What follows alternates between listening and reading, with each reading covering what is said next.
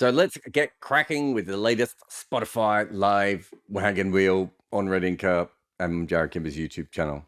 It's a lot there. But yeah, if you haven't checked out at 99.94 DM yet, we're on Twitter. It's my new podcast network. It's going to be the home of cricket audio. That's the aim. At the very least, it's very exciting. You should go over there. But I've got that t-shirt on today. If you're looking at the YouTube, if you're not looking at the YouTube, I've now described that I'm wearing that t-shirt. So either way, I think we're covered. HW341 says, I think it's pretty much accepted that of the current big four batters, Williamson and Kohli are both easily getting into their country's all-time test 11s. But where do Root and Smith fit into England and Australia's top 5, 6? It's really interesting. Williamson's automatic. Is Kohli an automatic? I mean, he's in the best 6 batters of all time, but where do you kind of fit him? I suppose is the more interesting thing when you've got Rahul Dravid, Sachin Tendulkar. Obviously, Gavaskar goes up the order. There's some good players. Yeah, you're probably right. Maybe he slips in at 5 there. Smith probably bats at 4, doesn't he? In an all-time Australian 11. Unless we see a massive drop-off at the end of his career. And I really can't see how he doesn't get into an Australian team. Certainly batting at 4 or 5, I would have thought is very natural for him. Root. Yeah, Root, not sure he quite would slip in automatically. I get the feeling he wouldn't be that far away. The problem with Root is he's going up against a lot of England players, especially pre-World War II, with incredible numbers.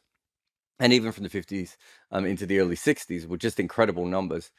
But a lot of those players obviously bullied a easier, the teams weren't as strong. England was a much better team in that point. It's whether how you weigh up Root compared to those other outside facets.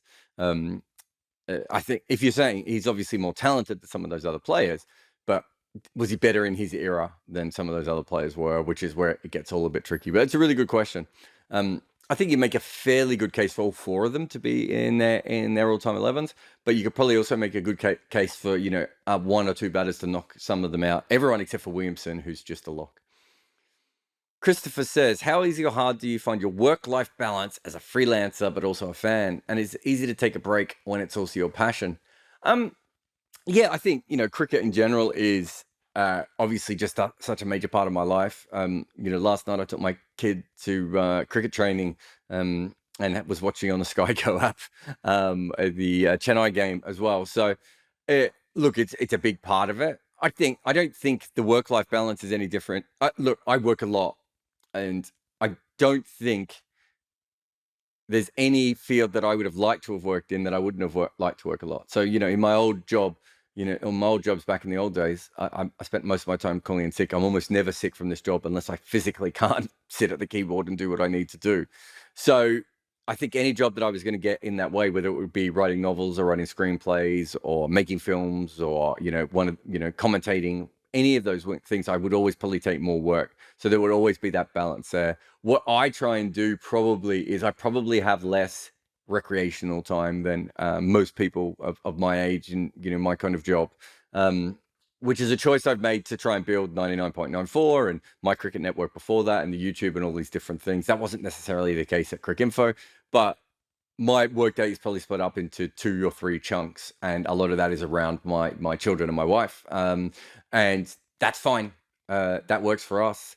I see my children a lot more probably than a normal dad who works in a city or in a job that has to go in the morning and come back late in the afternoon or late in the evening. But yeah, it's tough, and also just there's a certain point where when the T20, when the IPL game finished yesterday and the fair break game came on, because it was fair break, it was an easy I can put this on. I want to see what this is like, and we'll watch some of this. But had it been, another franchise tournament, I probably would have been like, I don't need to see this. And I think that there was a young writer recently who wants to follow a similar sort of career path to me. He's already very successful, but he wants to sort of move it to be a little bit more.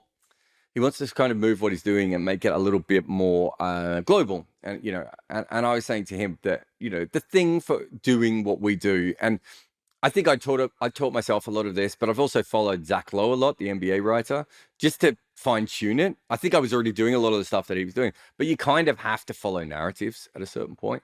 Sometimes teams aren't going to be as important, and sometimes teams are going to be really important. So you have to know when New Zealand's important and ramp up, and you have to know enough about them that you're not starting from zero at all the time. That doesn't mean I need to watch every game.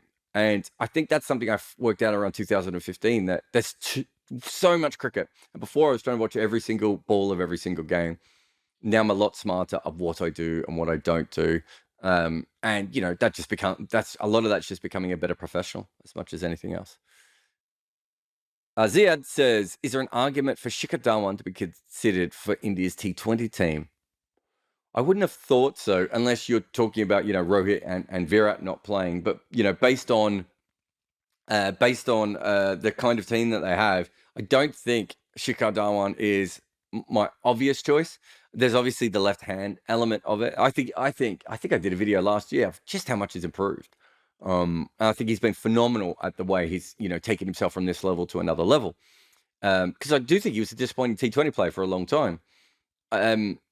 I'd have to have a much closer look, but I just can't see how you fitting another anchor into that side is going to improve it at this point. I think their speciality realistically should probably be, KL Rahul is an anchor who can score really quickly. Who knows where Virat Kohli is going to be? Obviously, Rohit Sharma is going to be there.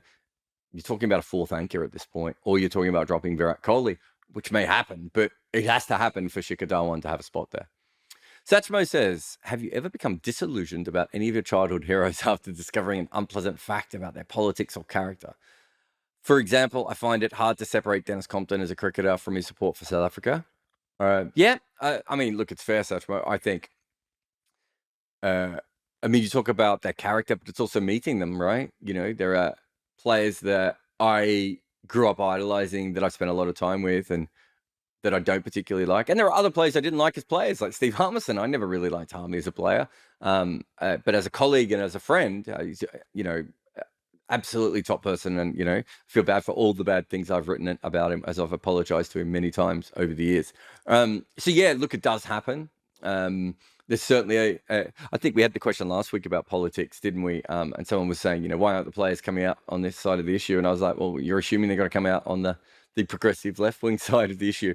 That's not been my experience. I've certainly been in a lot of situations with current and former players talking about politics where I'm like, this is we're about an inch away from QAnon or flat Earth theory here. Look, it is what it is. I think that I've had some very bad run-ins with players over the years, former players, and you still have to write about them or their career, and current players. I think that you still have to be dispassionate. I don't think you can be 100%, but you do have to, especially in my job, try and look at the facts when you're doing analysis. But it does make you look differently at people. I don't think that's even slightly debatable. I probably always thought Michael Holding was a great cricketer, but having spent a little bit of time with him and then having to see what he's tried to do over the last couple of years, it's very hard not to admire the person he's certainly become over the last few years of his life, but probably was for a good portion of that as well. So it goes both ways, I suppose. AB says, pretty clear that Virat Kohli should be dropped on cricketing merit, but it's too important to RCB and IPL's viewership sponsorship for that to happen. See, I don't think it is pretty clear that he should be dropped on cricketing merit. I don't think. It goes back to the David Warner point from last year, right? I think anyone who was following that knew that that was just a normal T20 slump and that he was eventually going to get out of it. And he was absolutely incredible not long after that. So I don't agree with the original point. Also, when you talk about dropped on cricketing merit, so when you drop Virat Kohli, if you drop David Warner or Owen Morgan, right, from an IPL team, you are replacing them with the fifth or sixth best overseas player you probably have in your squad, who's another batter, who's probably been smashing the ball all around the world somewhere else and is ready to go, or has probably played in the IPL and been fairly successful before. If you're dropping Virat Kohli, you're either picking a senior player who's probably already past their best, or you're picking a junior player who's probably not ready yet, right?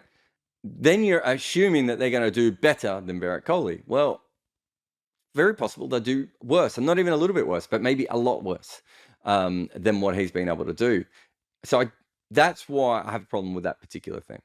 But in a league where all teams get an equal purse regardless of revenue, how should a GM balance the two factors? Well, GM probably won't make that decision. I don't, as far as I'm aware, no GMs actually decide who plays and who doesn't in IPL teams. Like there are individual cases that are slightly different. I would think in that case, almost everyone would get together. Coaches, captains, maybe even Virat Kohli himself would get together, and there would be a chat in a good environment. In a bad environment, you might just get a captain or a coach say, I don't want him anymore, which is going to cause you big problems. Forget that it's Virat Kohli. I've seen this with David Warner at Sunrisers, but I've seen this with other teams.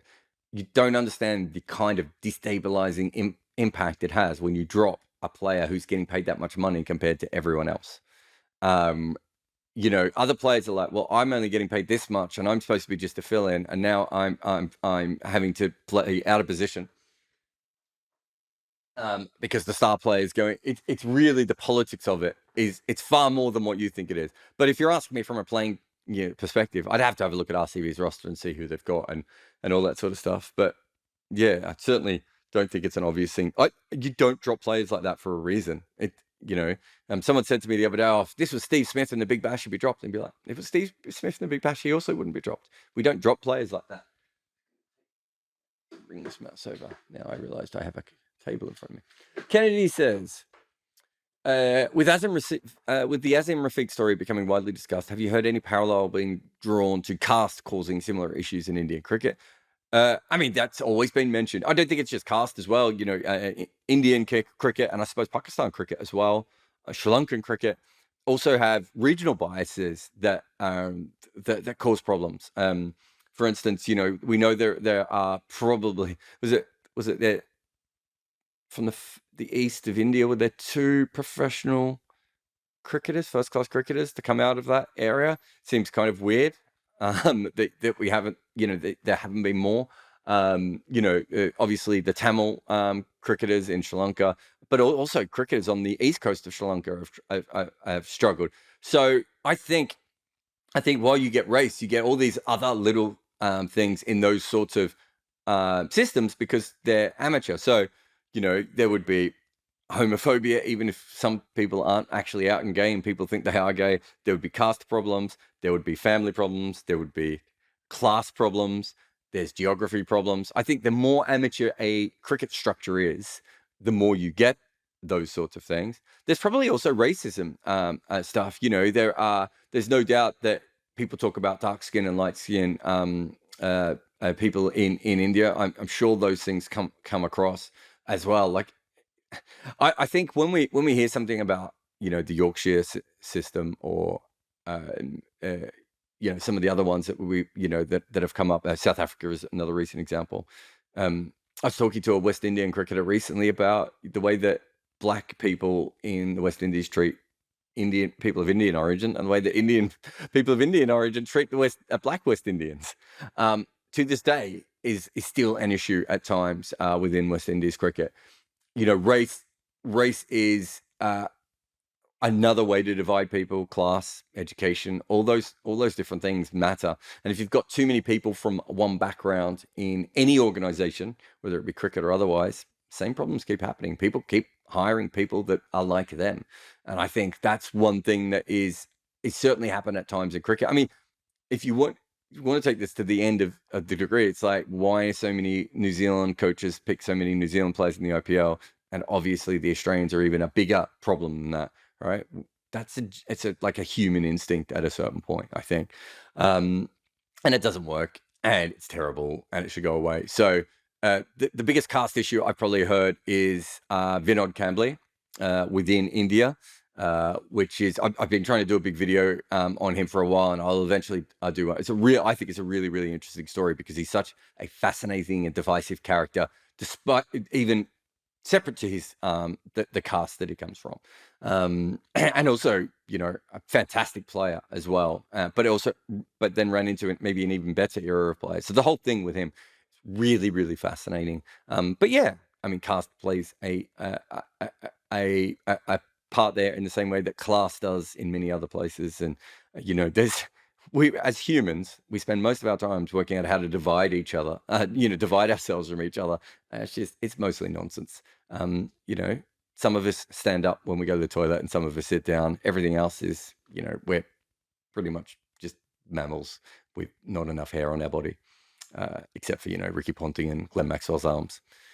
Duncan says, if you wanted to offend the maximum number of cricket fans on Twitter, which Indian cricketing great would you casually publicly describe as overrated? Ooh. Indian great is overrated. It's very rare. This is a weird way of spinning this. It's very rare that you do a deep dive into a player who's considered great and that they're not actually great. I mean, it depends on how you feel with Ganguly. I kind of feel that most hardcore cricket fans Indian cricket fans would probably think that Ganguly is not a great. Maybe if you said that on Twitter, that would cause a problem. I mean, I don't think you can look at his numbers any other way and decide he's certainly not a very important person in Indian cricket, and an Indian great perhaps, but not an all-time great. Kapil Dev's batting is always one that only because him and Richard Hadley were put into that all-rounder class with both them and Imran Khan, which is a bit like the Fab Four, isn't it? You have four guys sort of coming through at a similar time, all dominating in the 80s. I think that Kapil Dev, when you break him down, was probably a player capable of great innings rather than someone that you would ever want in your top six. You're fantastic number 8 and probably a very, very a good and occasionally great number 7. Better batter than Richard Hadley. I think Richard Hadley gets the friendliest all-rounder rating based on what the four of those skills were. I'm not sure that takes away from Kapil Dev though, because I think his bowling is underrated because he spent so much of his time bowling very, very long spells in unfavorable conditions, even compared to someone like Imran Khan. So no, I definitely, I don't know. I'm trying to think of who else is a great who doesn't deserve to be a great. I think they've got a couple of players that probably deserve higher praise. Maybe, Vishwanath is someone that sort of automatically comes to mind. Chandrasekhar as well. I can't think of any great players who have popped out at me. I kind of ruined your question there, Duncan, but I can't think of anyone. I mean, Ganguly's the easy one because his record isn't that great, and he's mostly remembered for the attitude he brought India, rather than on the field. He was obviously a very, very good one-day player, but not an all-time one-day player, and test player, and not at that level either. So he's probably the one there. But I'm not sure that he is considered a great player. Which is I'm getting subjective onto subjective at that point. Ian says, both the new IPL sides have started exceptionally well. Do you think there was actually an advantage in having a completely clean slate to start from? Yeah, I think most of us thought they would struggle a little bit more just because they didn't have that core of 4 players. I do think that there was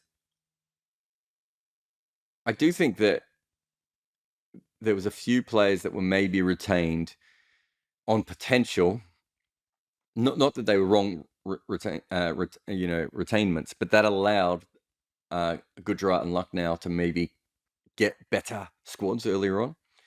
If you look at someone like Umar Malik, like he has actually gone on to have a great year, but actually I can't remember anyone at the Sunrisers that they wouldn't have wanted to retain. But Delhi was a perfect example of Delhi. Probably I've seen so many people complain about the players that Delhi retained, and I get it. But they probably had 7 players that you could have retained quite easily.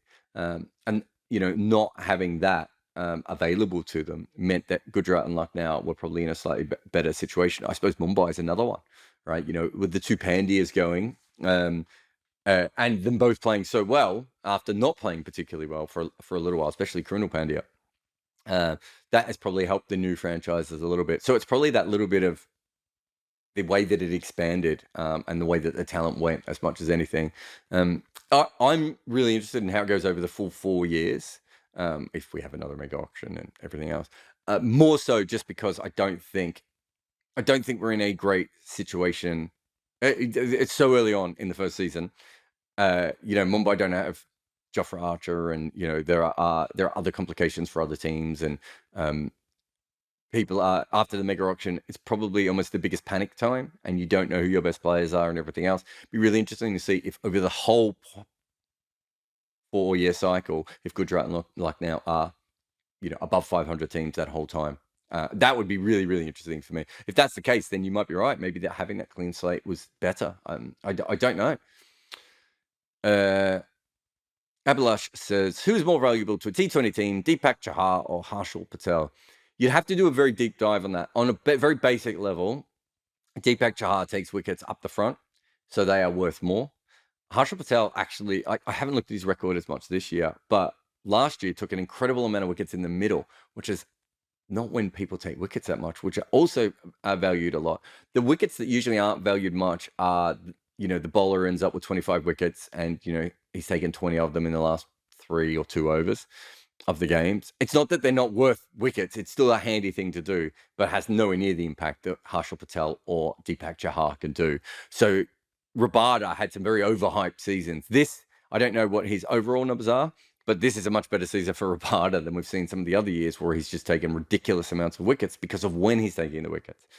So I'd have to have a look a lot more at Deepak Chahar and Harshal Patel directly, but I would think of Harshal Patel's overall figures, and I can't remember Deepak's off the top of my head, but on Harshal's overall figures, I would assume he probably still edges him out, but it's probably not the level of domination that you would assume it to be based on everything else.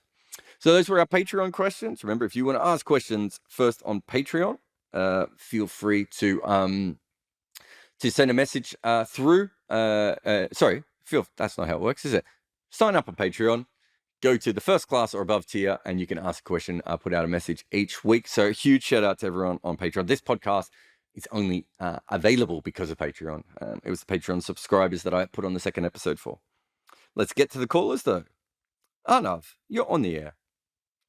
Thanks, Jarrod. My question to you is about T20 cricket. Is it like a weak link sport or a strong link sport? I throughout this IPL, I'm not able to really think that which factor weighs more. For a team like Gujarat, I mean, obviously luck has played a huge role. They can't finish so many games that they have finished. But looking at their team, they say have great bowlers, but but they don't have great fourth or fifth bowlers in my opinion. And their batting, I mean, some players have clicked, they've been lucky. But is it like a great weak your weak spot is which is it? Weak link sport or strong link sport? So generally in T20 cricket, you would assume that the bowling is a weak link sport and the batting is strong link. But you're talking about what, 9 games, 10 games? That's not something that we'll always see over 9 or 10 games. So you can cover gaps in weak bowling attacks if the part-timers step up, or if the top order continue. The bowlers up front regularly take wickets, or if you have a very strong part of your bowling attack that can clamp down on it, let's say a middle section or something like that, right? But yeah, on a basic level, if you have a bowler who is just not up to scratch and is your fifth bowler, so I mean, I suppose Punjab might be one of the best examples of that with when they were using Odin and Liam Livingston. I think Punjab last year might have been a good example of that as well. Rajasthan might have been a good example of that last year. I'm trying to remember what their team was, but when you have that, it actually weakens all your bowlers, right? Because you have to spend all of your time juggling around your attack to make it work. If all your bowlers are in great form and they all have good matchups and they're just absolutely top-class bowlers, that's not going to be a problem. If they're not, then that becomes a problem. Batting, I think, the best way of looking at batting at the moment is Rajasthan. Josh Butler is making the runs of 2 players, right? That's like a basketball player, scoring 30 points a night and also dishing out 10 assists a night. It's probably not going to last all season because those numbers almost never do. But he can overcome a whole player, right? Which means that they go into batting. They go into lineups with Ashwin at 7 and Bolt at 8, and it's not as big a problem because Butler is batting for 2 players, right? You can't really bowl for 2 players, I suppose. Peak Bumrah, peak Rashid Khan, maybe peak Mitchell Stark allow more, for you to get away with, but they're still not being able to completely overcome the fact that, if Rian Parag or Tiwatia was your 5th bowler, do you know what I mean? I don't even think Rashid Khan or Bumrah could overcome that sort of 5th bowler. So yeah, it's kind of a weak link, strong link. And just to explain it for people who don't know what weak link and strong link is, does it come from Soccernomics, I think? Was that the book that wrote about it first? I can't remember. Was it that one? Yeah. Yeah, the guy Stefan who wrote Soccernomics has just written a book with Tim Wigmore about cricket as well, which will be out fairly soon, I think. But the idea being that basketball is a strong link sport, so you're better off to spend way more money on your best player in basketball, and football or soccer is a weak link sport, and you're better off to spend the most money on your weakest player. Not on the weakest player, but you're better off to make sure that you have fewer weak players, because if your left back is absolutely useless, they're still going to let in a lot of goals. Whereas if you have your 5th player or your 9th player on a basketball team, they might not even play that many minutes. And they're probably just there for a specialty position, whereas actually it makes a lot more sense to spend all your money on, Nikola Jokic or Joel Embiid or, Giannis or one of those sorts of levels of players. And so cricket sort of has that, T20 cricket sort of has that, where if you can spend a lot of money on 3 or 4 batters and they have the ability to bat deep and score quickly, then you're better off to spend the majority of your money separately, not on strengthening that middle order or that lower middle order, but actually getting 5 competent bowlers into your 11. Thanks for your question, though, mate. If I can ask you. Oh, Yeah, question. Thank you. No, my question to you was that Hassan Cheema, and like that Pakistani analyst, was talking to in some podcast about like the T20 data, because the conditions vary so much. Like we don't really have a great set of T20 data. With this edition being read in just 3 values with identical wickets, is it better off for guys like you, or do you prefer variety of conditions as a data set or data point? Well, most cricket is played in a variety of conditions. So realistically, the more conditions you play in and the more games that you play, the better. I mean, whether it's Hassan or me or any analyst, we just want more games. Eventually, if we get to synthetic wickets, then a lot of our problems will probably come away, or at least hybrid synthetic wickets. But as cricket is currently run, we just need more games. It doesn't matter if they're all played in UAE or if they're played all around the world. We need more data to see. We can contextualize things in different grounds and places, but we just need more games. And we're probably, the way that T20 is run, I'm not sure we'll ever get the amount of games that we need to have the data that most of us would be happy with, which is kind of the baseball model. Thanks for your question. And I have Thanks. Bamshi. Hey, Jarrod, can you hear me? I can. What's your question? I remember you spoke a couple of times about how left-arm wrist spinners don't develop the same way as right-arm wrist spinners. And I've been struggling to find that podcast or video. Would you mind explaining how and why that happened? Yeah, I think it's really fascinating. I should get Brad Hogg on a chat with me once to explain it. But essentially, they develop differently because where they are pitching the ball is different. So if you're a right-arm leg spinner, you're running basically straight at, let's say off stump, and the ball is coming at a straight angle. If you're a left-arm wrist spinner, the most of your balls are to right-handers, you actually need to open up and drop your front arm a little bit because the ball needs to float out further to the left side. It's very hard to come on an angle to be able to do that. because if you go too much on an angle, the ball spins back. So what generally happens is the front side of a leg spinner, so that left arm, is really strong. It should be, I should say.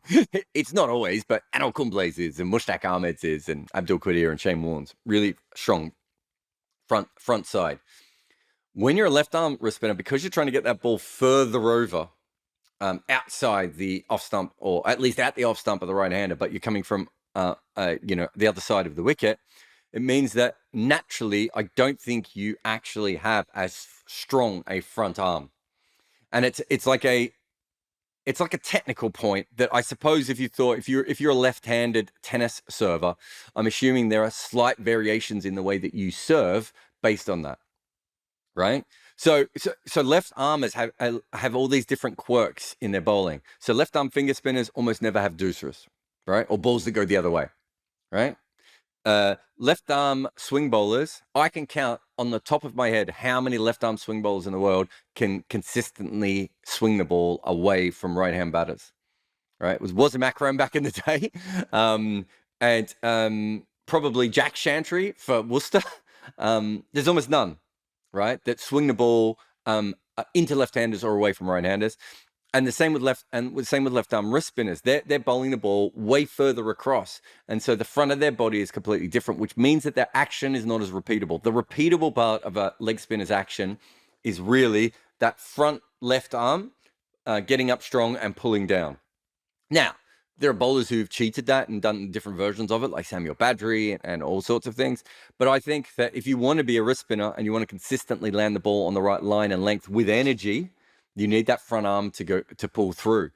And because of the fact that when you're bowling all the way to the other side of the wicket on a different angle, I think that what happens is naturally for left armers, they collapse a little bit to allow that ball to go out there. And by collapsing a little bit, it means that their actions are not as repeatable. Now, I've never talked to Brad Hogg about this, but I've talked to Gareth Batty, who's a spin bowling coach, or now head coach at Surrey.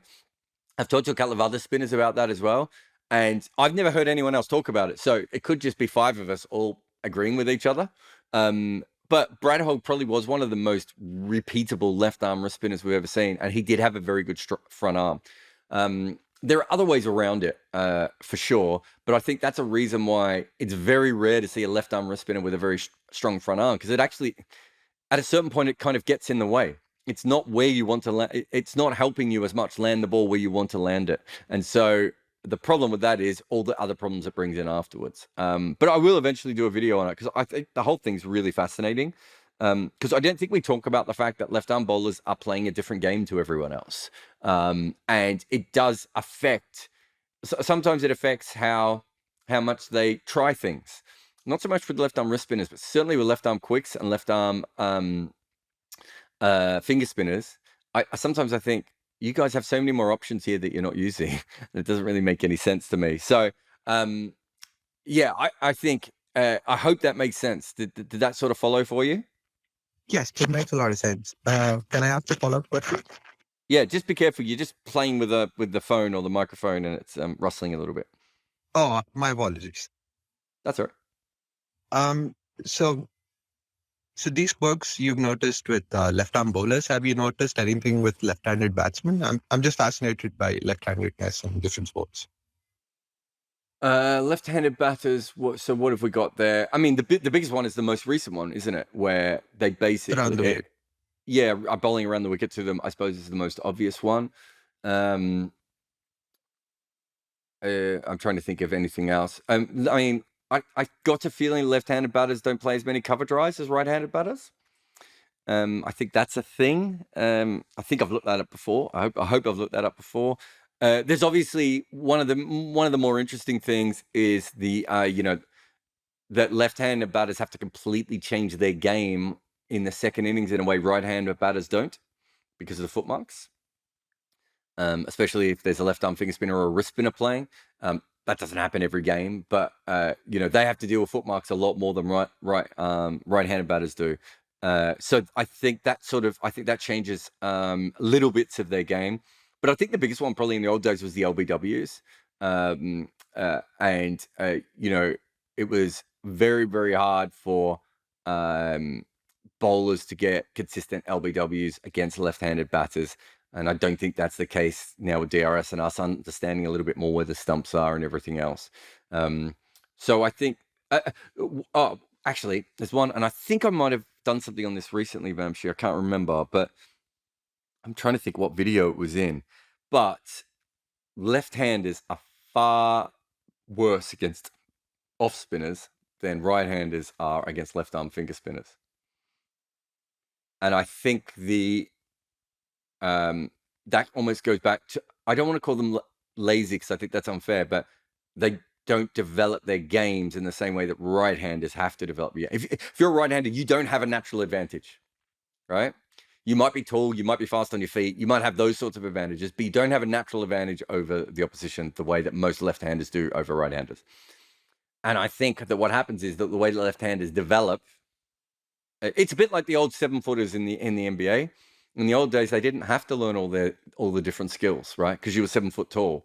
And then especially when the NBA opened up to the rest of the world and 7-footers came from everywhere, suddenly you had to deal with a 7-footer from, from Serbia or Croatia who could shoot 3-pointers.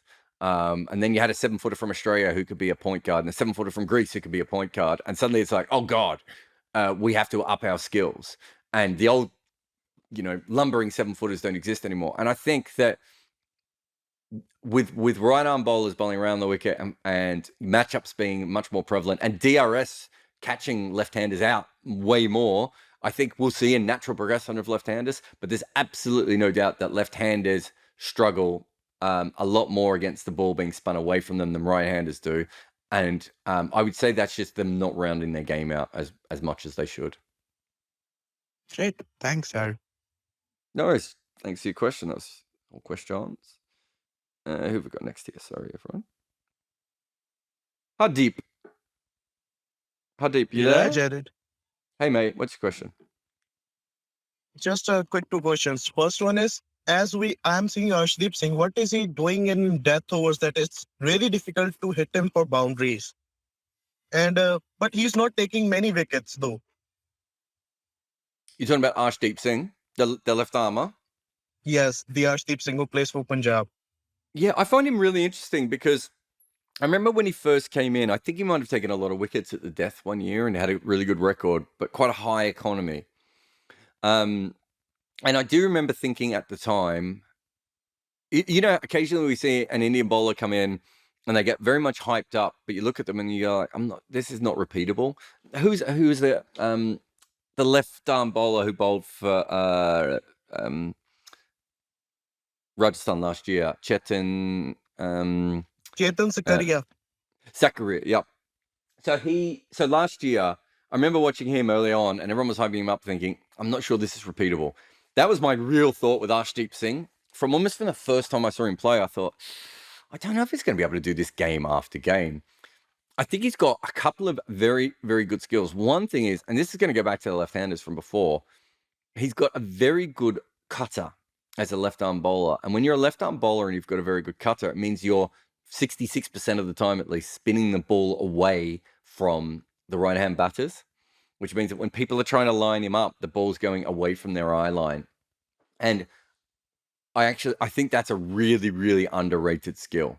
I think that's absolutely phenomenal to be able to do that consistently. And I think it's probably underused by some left arm bowlers as well. Again, maybe because I haven't felt they need to, but I think from the time I saw, there was a test match years ago when Mitchell Johnson did it against, it might have been against India or South Africa in Australia.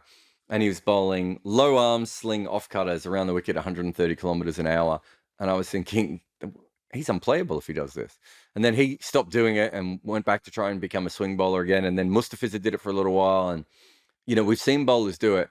I wonder if, I know Arshdeep's not coming around the wicket, but it's that same basic principle. In fact, Mustafiza usually did it from over the wicket as well, where quite often he's pitching the ball maybe just outside the leg stump eye line, but the spin and the angle that he gets to go across gives him a natural advantage. That's my best guess. I haven't done a deep dive onto him yet. I do find him really interesting, though. I mean, I'm trying to think. Was it 3 years ago he had that big year where he took a bunch of wickets? Was that the year? Do you remember? Oh yeah, it's 2000. Yeah, 3 years back when he came into scene with Punjab. Yeah. So, I mean, from that moment onwards, I've always had a bit of a thing about him, but I've been kind of waiting to see if he gets better or if he gets worse, if that makes sense. And he hasn't. He's actually sort of maintained a similar kind of level for a while now. And it's probably, one of those bowlers that I should take a closer look at. But my guess is that has something to do with either the amount of rotations he puts on the ball or perhaps the sideways spin that he gets. Or he's just very accurate at the wide Yorkers. And because of his angle, that becomes very tricky. It might be a combination of everything I've just said as well. But my guess is that is why he would be able to do it, because he's not particularly fast. And he doesn't have, he's not tall or particularly short, or there's nothing real outlier about him other than the left arm nature of him. But yeah, I think he's a really fascinating bowler. I'm not sure if I have a great answer for you there. But those are the things that would make sense to me if he had them. Yeah, I was most fascinated by how he bluffed the batsman by setting different field and bowling different ball. I was just fascinated by that by him. Sorry, pardon me. Yeah, no, we've seen that before with Harry Gurney was obviously an expert of that. There was you're talking about another left armer who bowled a lot of slower balls.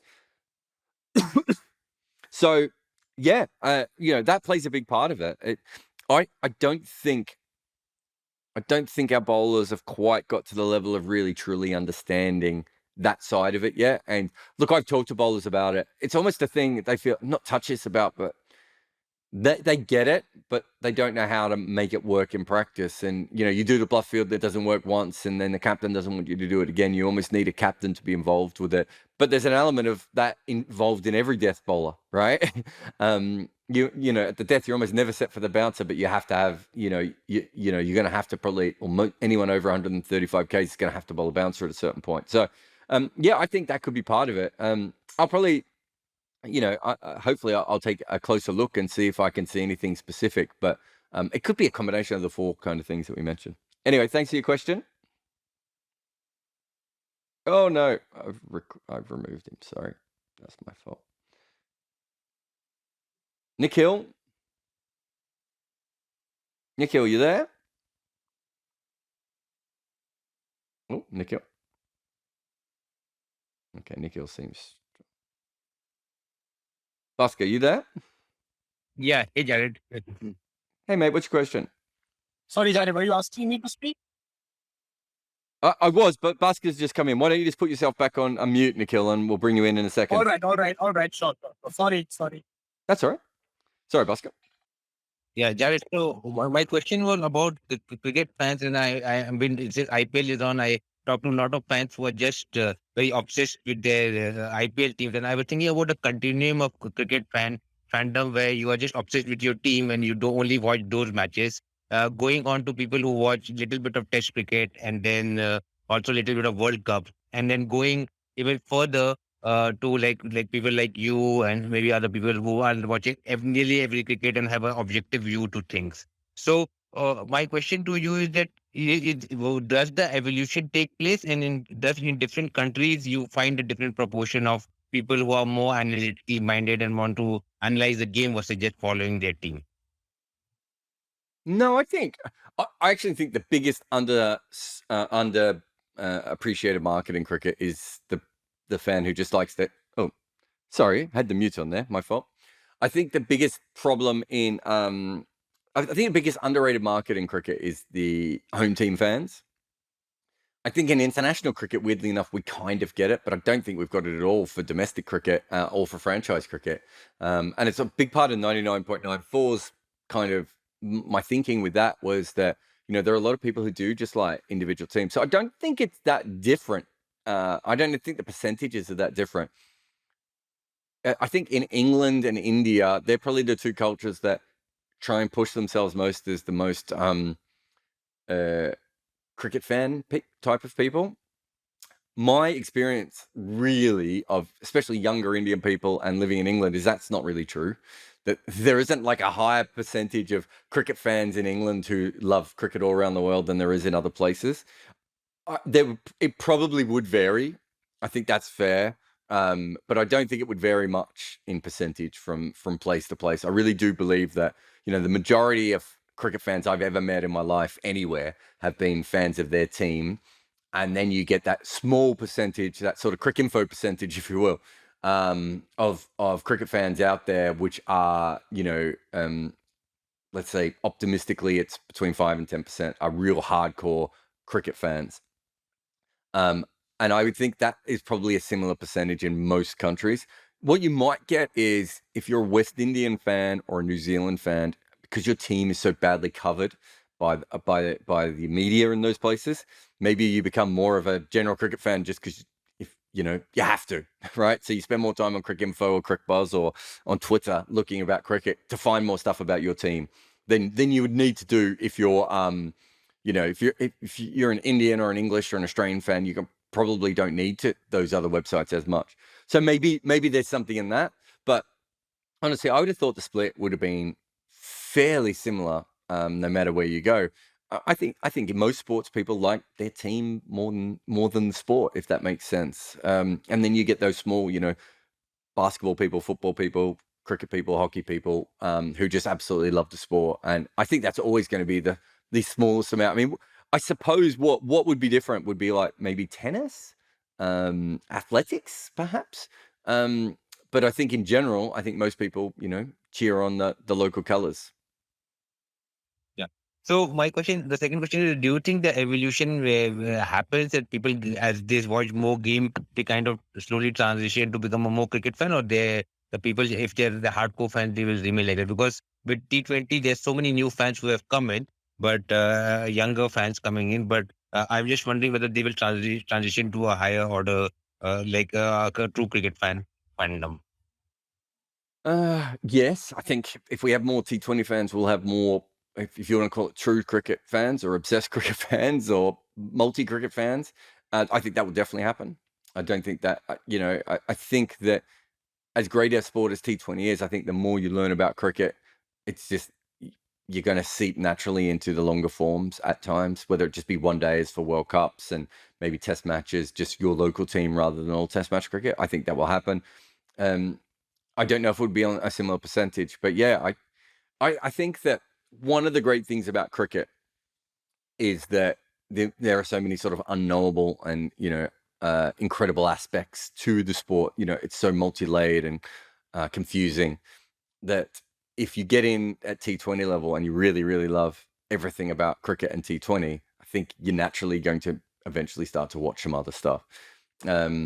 It might be a lower percentage than it used to be in the past. I don't know, but I have no reason. In fact, I've seen it already start to happen.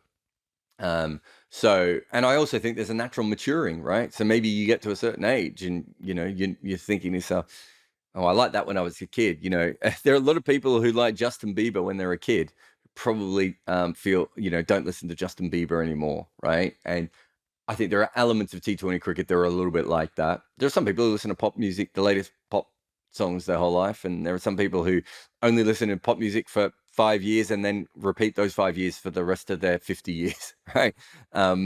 So, but if you want people to enjoy music, then, if you want people to love country music, then you want them to listen to as much music as possible and find their way to country music or to rap or to, trip hop or whatever, subgenre that you have. The more people listening to music means the more people who are going to find those other things. And I think that's exactly the same with the way that fandom works in cricket and in all sports, really. Yeah. Thanks, mate. That's right. Nikhil, you there? Yes, I am. What's your question, mate? Yes, hi, Jarrod. Good evening. So just a question.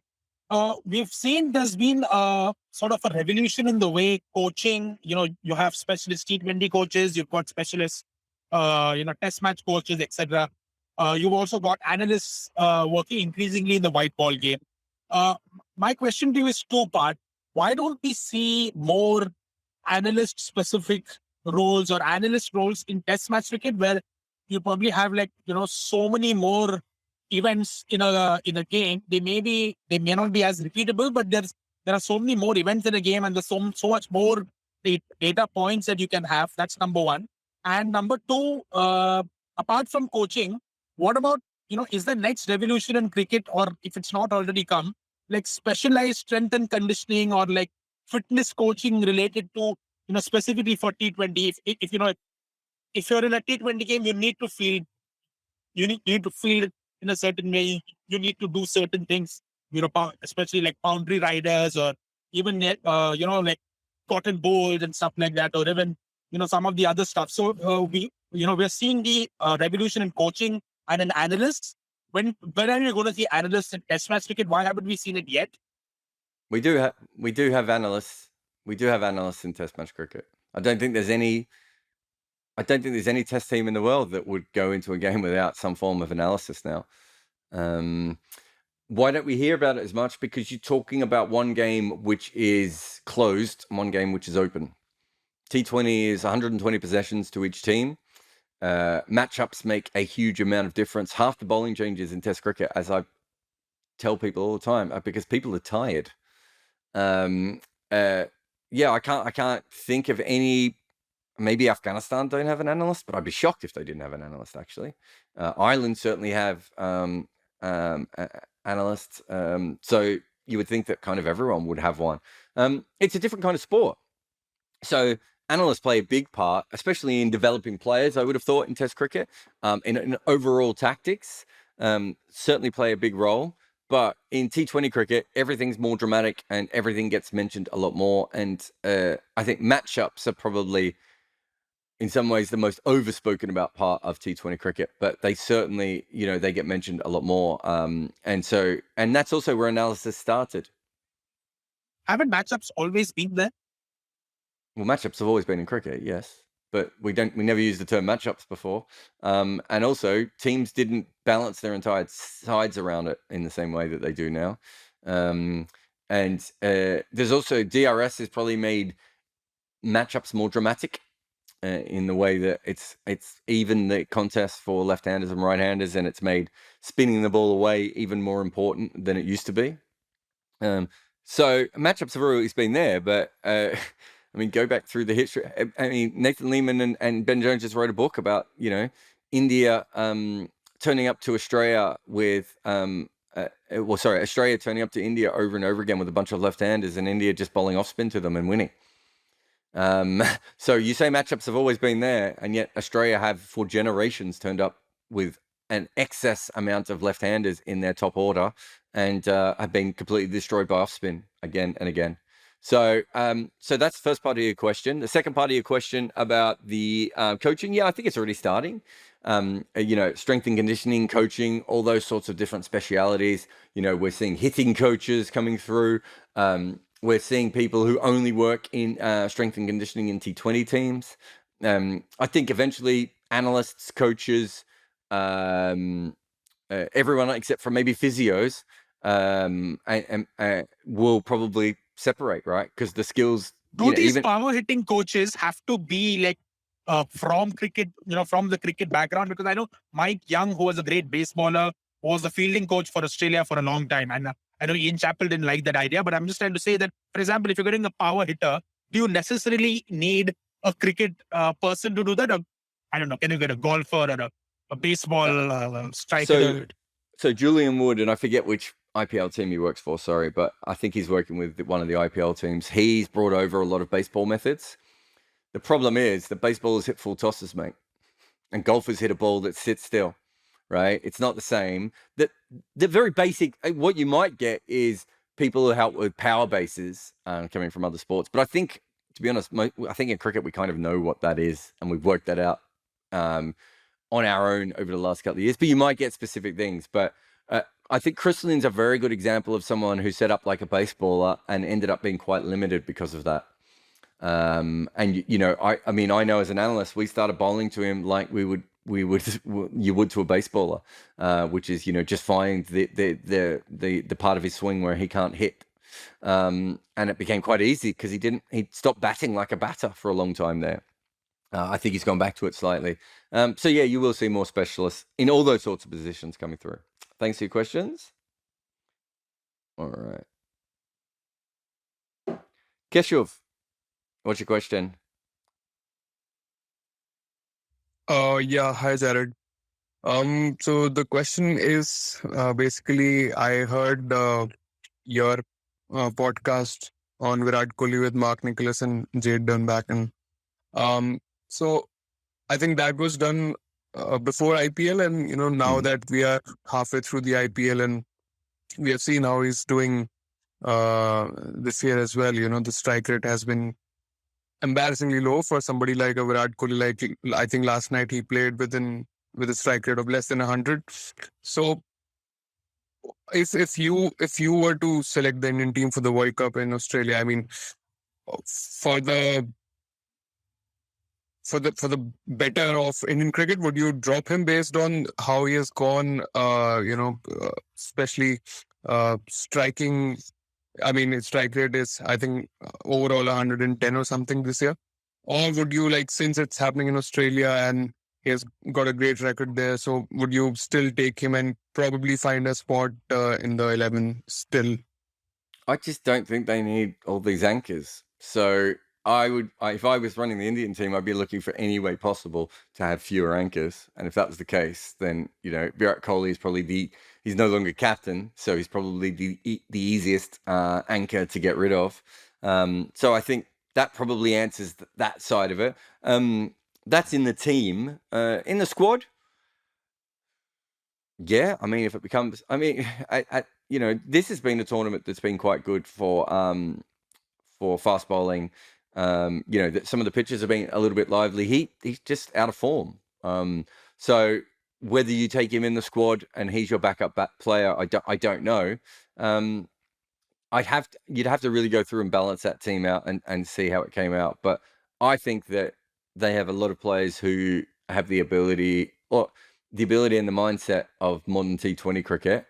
And I think that he has always played T20 cricket a little bit like it's one-day cricket, which he's absolutely spectacular at. So why would you not bring those methods over? I don't think he's ever quite got T20 cricket. And he's still been really good at it because he's obviously, he was the best 3-format player in the world for after AB de Villiers. So I think that's probably, I can't see, just trying to think of the team off the top of my head, I can't see why he's there. But if you want a backup for the anchors, and it's out of him or Shikha Dhawan, maybe you take him just because you think that Shikha Dhawan might not make as many runs in Australia, which I mean, you have to go back to the numbers and have a look at the two of them. But they might want one of those players as a backup. But in the main 11, I don't see the point if you've got KL Rahul and you have Rohit Sharma up top. I don't really understand where Virat Kohli fits into that kind of team. And I think there are so many other dynamic players that they have available to them throughout the rest of the order. I'm not sure. And for me, it's not really a form thing, right? Because over the last, he's in terrible form at the moment. But if you look at his numbers over the last 3 or 4 years in the IPL, you have to think to yourself that this is a player who's, there may be other players who can offer more. And that's a more than fine way of having those conversations. They should be having them with Virat as well. Yeah, that's what I was coming to. I wanted to ask whether it's just the form, or do you think his T20 sort of hitting abilities also on I'm the not way worried in about with that. Because if that's the case, then it's been happening for 4 years. I think that for whatever has happened in the last 4 years, he hasn't been able to maximize his T20 batting the way that he did in that period before. 2016 Virat Kohli was a completely different player. 2017, 2018, probably all those periods was a completely different player. And he's an automatic. That player is an automatic selection. But you're going back a lot of years now before the last time he was consistently good in T20 cricket. I think it's a conversation to have with him as well. This is the thing that I don't think people understand, that you don't just drop players like Virat Kohli, or, it's the same with Steve Smith. Steve Smith's probably not in Australia's best T20 team, but dropping him is also an issue, right? Because you want to get buy-in from these people, and you want to give them a chance, because what Virat Kohli can do against the best bowlers in the world might still be better than anyone else that you could put in that Indian team, right? That's a truth. There is a reason he is Virat Kohli. It didn't happen by accident. He didn't answer an ad in the back of on the back of a Wheaties box, right? And I think sometimes people forget that that's how those players got to that level.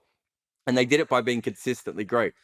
The point, though, is that when he is consistently not great for a long period of time, there has to be conversations. And I think that in cricket in general, we've never been as good at having those conversations with those players. And it's hard with star players. It really is. It's hard to be able to say, imagine saying to him, we want you to come out, but we want you to be a backup.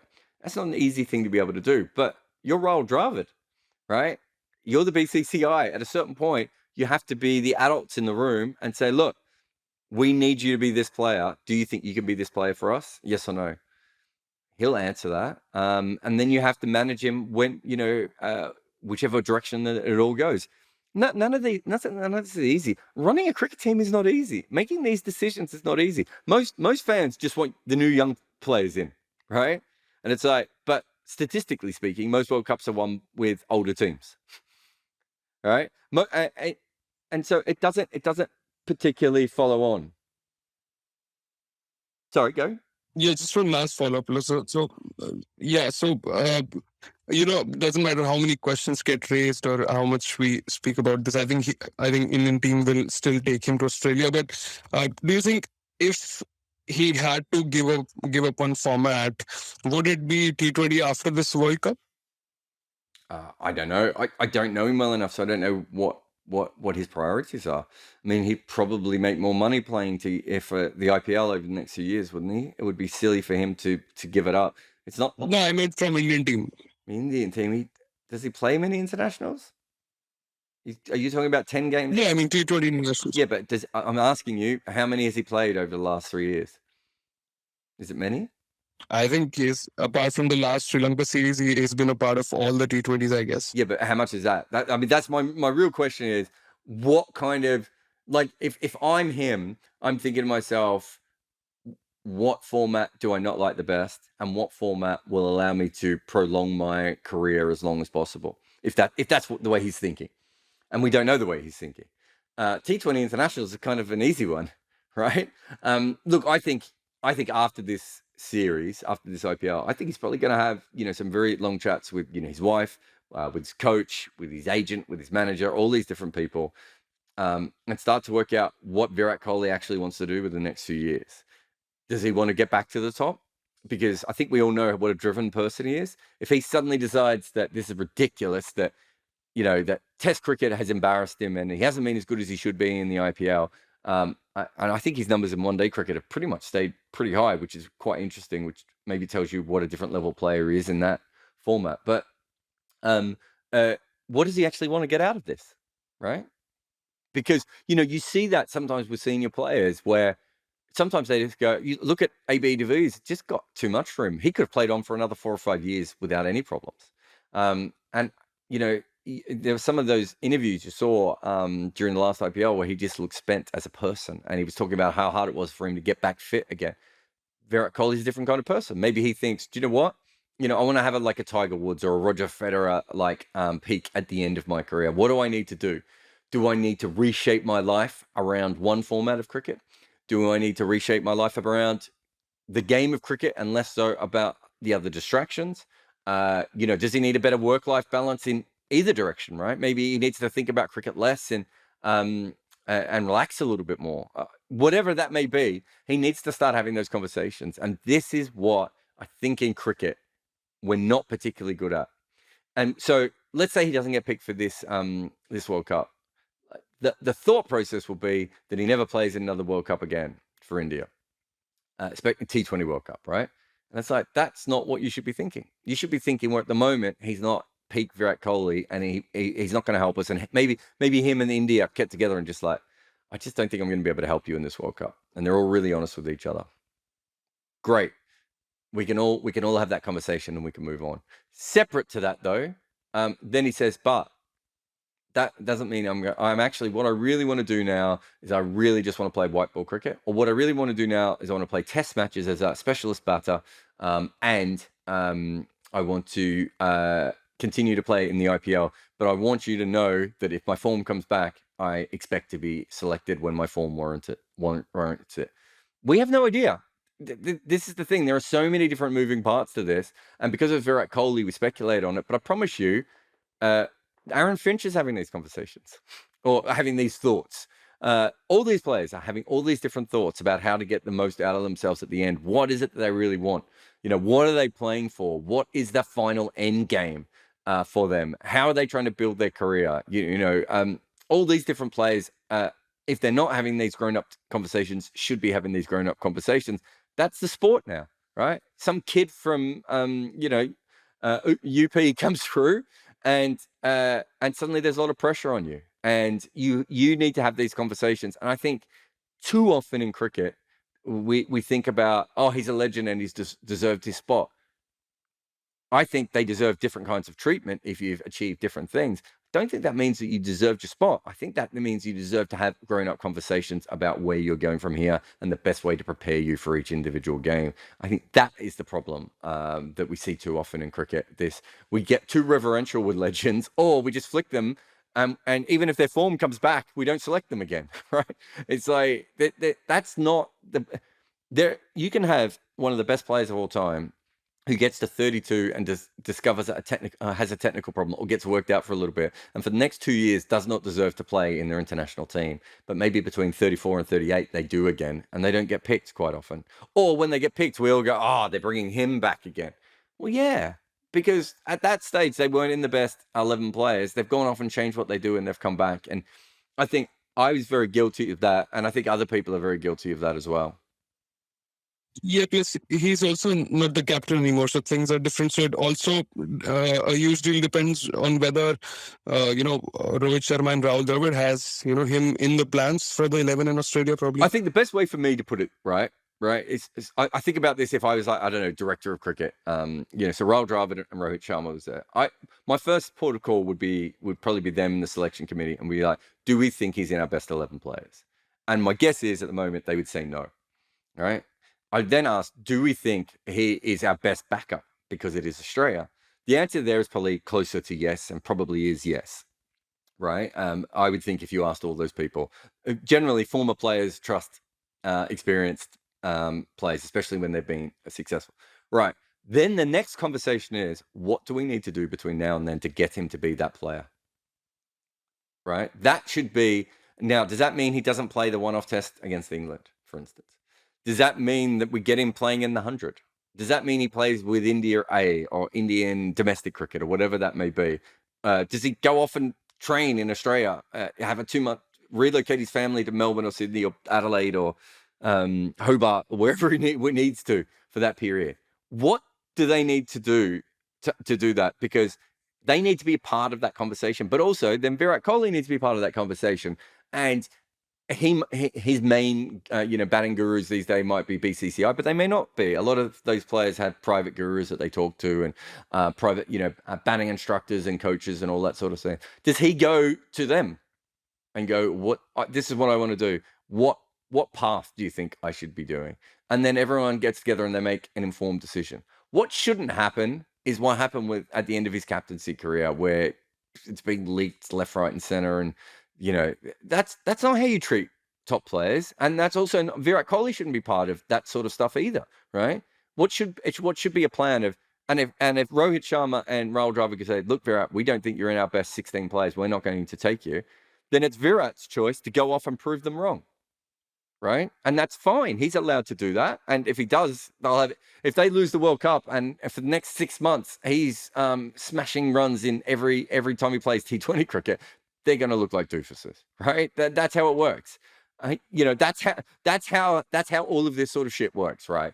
And what I want cricket to get to is to that level of I think this is when I wrote about Virat Kohli, and there were so many comments going, drop him. And we had it from AB, one of the Patreons earlier. It's like, it obviously should be dropped. Do you know how many players in the world have ever had this level of batting talent?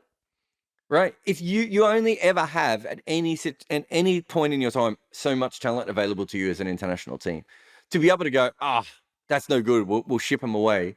I've seen what happens to teams when they do stuff like that, and it very has it Has it ever happened with you? Like whenever you work with teams, so you thought, okay, he's not in our best 11, but then that guy proves you wrong. Yeah, because the best. I don't know. I've talked about this before, and it's come up quite a few times. But your best 11 in Test match cricket, the same 11 players have only ever played 11 times in a Test match in the history of the game. Do you understand? Best 11 doesn't mean anything. It's something that we talk. It's something we talk about all the time. But realistically, there is so much change from year to year. It is so rare for a championship team to have the exact same roster from one year to the next year. There's always change. There's always different things. And there are players who are absolutely spectacular in cricket in some conditions who you shouldn't be using in other conditions, right? Or, just won't work, or they're just tired, or they're just not feeling it, or they're in a bad form slump, or they've got a technical problem. When you try and keep everyone in the best 11, because that's your theory, that's where a lot of these problems come.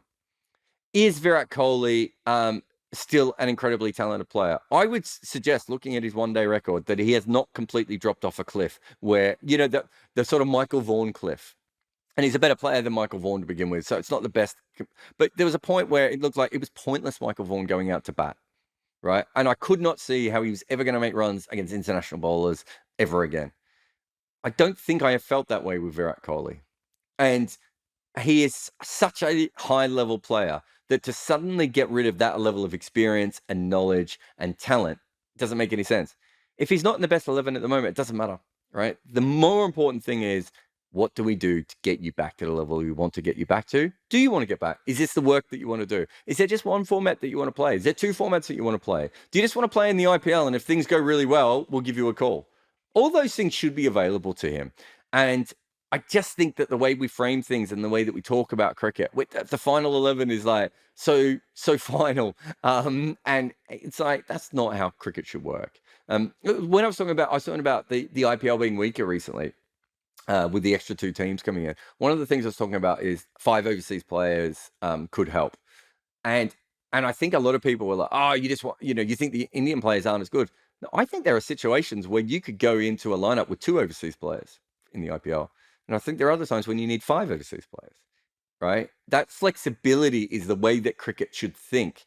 And part of the reason we don't think that way is because at most you're only ever going to play 10 test matches in a year. At most you're probably only ever going to play, 15 T20 games for your franchise a year and 10 or 15 one-day internationals a year. And so we put so much pressure on who's in the 11, who's out of the 11. I think we do that much more than any other sport. Whereas realistically, it's like, he's still one of our best batting talents. How do we get him back to being one of our best batting talents? If he misses a game, it means almost absolutely nothing at the moment.